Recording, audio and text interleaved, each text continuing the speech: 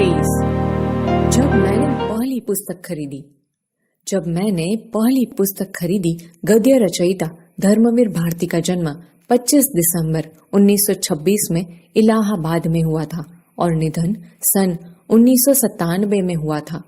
धर्मवीर भारती नई कविता के श्रेष्ठ कवि, उपन्यासकार, कहानीकार और निबंधकार थे। प्रस्तुत संस्मरण द्वारा धर्मवीर भारती जी ने अपने बचपन की दिनों की बातों को हमारे सामने रखा है। बचपन की बात है, उस समय आर्य समाज का सुधारवादी आंदोलन पूरे जोर पर था। मेरे पिता आर्य समाज रानी मंडी के प्रधान थे और माँ ने स्त्री शिक्षा के लिए आदर्श कन्या पाठशाला की स्थापना की थी। पिता की अच्छी खासी सरकारी नौकरी थी। बर्मा रोड जब बन रही थी तब बहुत कमाया था उन्होंने, लेकिन मेरे जन्म के पहले ही गांधी जी के आह्वान पर उन्होंने सरकारी नौकरी छोड़ दी थी।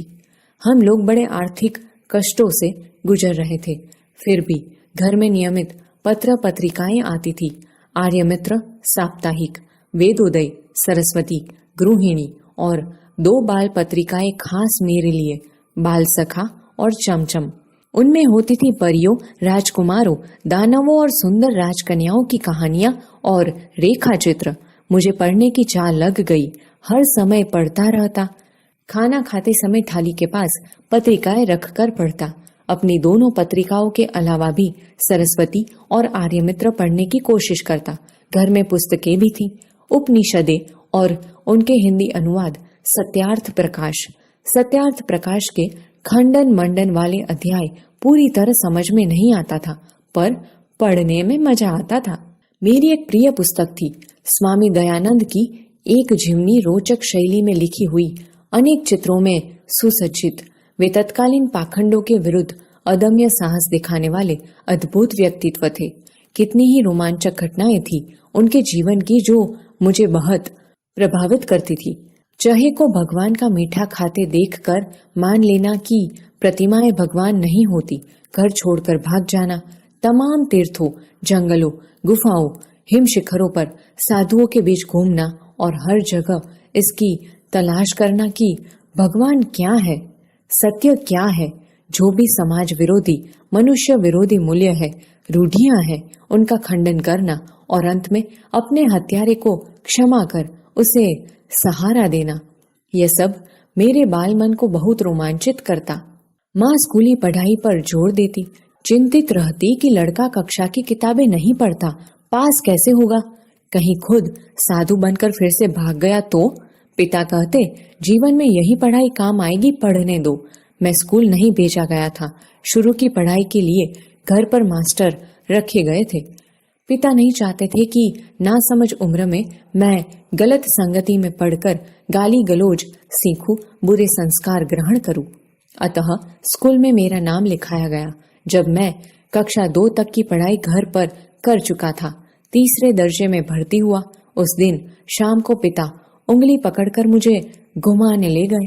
लोकनाथ की एक दुकान से ताजा अनार का शरबत मिट्टी के कुल्हड़ में पिलाया और सर पर हाथ रख कर बोले, वायदा करो कि पाठ्यक्रम की किताबें भी इतने ही ध्यान से पढ़ोगे, माँ की चिंता मिटाओगे।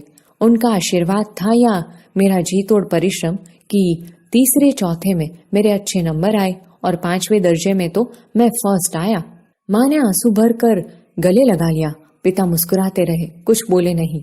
अंग्रेजी में मेरे नंबर सबसे ज्यादा थे, अतः स्कूल से इनाम में 2 अंग्रेजी किताबें मिली थी। एक में 2 छोटे बच्चे घोंसलों की खोज में बागों और कुंजों में भटकते हैं और इस बहाने पक्षियों की जातियां, उनकी बोलियां, उनकी आदतों की जानकारी उन्हें मिलती है।